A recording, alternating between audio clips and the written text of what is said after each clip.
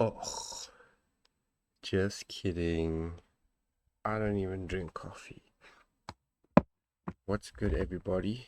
It's a Greek morning because we're in Greece. And the sky looking quite beautiful. With the clouds, a bit of a sunrise. The sun's actually behind the clouds right now. So, and there's an umbrella in the way of the view. But whatevs. So I took six trades today. And I can't go over them all because look at this, bro. It's way too much, okay? It's too much. But I did add a new note, trade alone, and I will go over the trading journal with you from here. So the first trade was long. The 4-hour was bullish. It had bullish structure, but a bearish order flow. The 30-minute was bullish. It was a bad trade. I longed impulsively. I didn't trust my own bearish bias. Plus equal lows on a high time frame, which never ended up getting hit. Entered off these things. These were two some small losses. The next loss. The 4-hour structure was bearish, as was the order flow. So should have shorted, right? 30-minute was bearish. And it had a bullish order flow.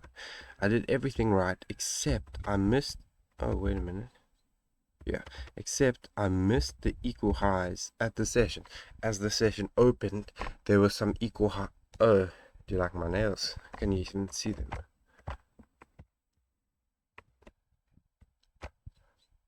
I got painted nails. Oh my gosh. Anyways,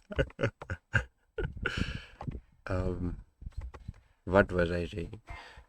As the session opened, there were these two nice equal highs, which I missed and I neglected, which I entered. I entered short, and then they just got swept, which swept out my stop loss, and then it went a little lower. But then the market flipped. So the next trade, as you'll see in the notes, I shorted. I made a little bit of money. Well, not real money. It's a back test. But the 4-hour was bullish. The 30-minute was bullish. I said it was a bad trade. The bias should have been bullish. I got a very lucky snipe and thankfully didn't lose money. I entered based off of a break of structure and the inverse fair value gap. So it's going down. The equal highs, it got swept, kept going down, but then the market was actually bullish. So from here on, I started mainly longing, and I made money because it was a bullish market. I identified a reversal in market trend. That's why I said it was a bad trade, even though I made money. It only hit one take profit and it was very little. The next one we made a nice almost 1%. The 4-hour was bullish, the 30-minute was bullish. It was a decent trade. I think there was an extremely volatile candle that wicked. That's why I said there was high impact news based off of the giant wicks. So I probably shouldn't have traded. However, I had a very strong bullish bias, and I'm not checking Forest Factory with these back tests that I do. And I entered a little bit late due to scary volatility, which may have been a good thing to protect my position. I entered based off of these things. A 5-minute fair value gap, which I said was not a high confidence because there was some consolidation. Then there's giant wicks, which hit into that small consolidation, which counted as my 5-minute fair value gap. But it wasn't a very high probability confluence in my opinion, as that volatility I say would have cancelled out any confluence that the fair value gap would have given. Plus afterwards, after I entered, there was a good 5-minute fair value gap, which I to be honest should have entered off of. So I would have said I entered a little bit prematurely, but I entered based off a break of structure and I hit stop loss in profit because we hit quite a few. I'm going to add here, entered slightly prematurely, should have waited for second fair value gap. The second last trade We made very little money. Doesn't matter. 4 hours bullish, the 30-minute was bearish. It was a very good trade.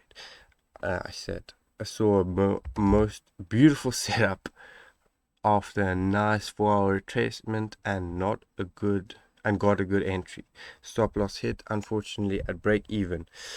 I said, due to these pristine conditions, should have increased risk to increase profit.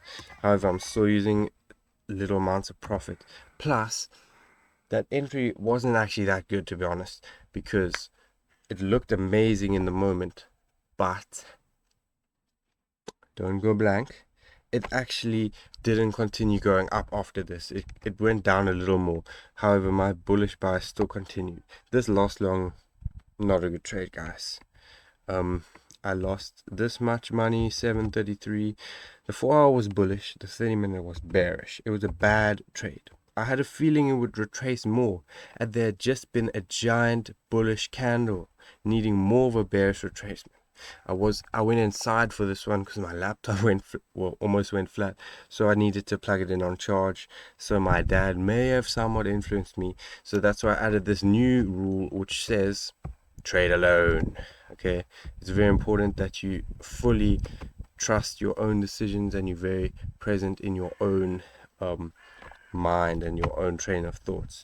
So I said trade alone, and I entered based off a 5-minute fair value gap and a break of structure. And if you guys want to just look at this beautiful chart one more time, here you go. I skipped, like, there's about 2, 4, 6, 8, 10, 12. So I took like less than 50% of the trades that I could have, but that's just because they didn't hit my confluences or they were a bad setup. So thank you, Lord Jesus, for this amazing trading session. I took 3 wins and 3 losses, a break profit, net profit on the day, and yeah, that's all. Ohio Onija.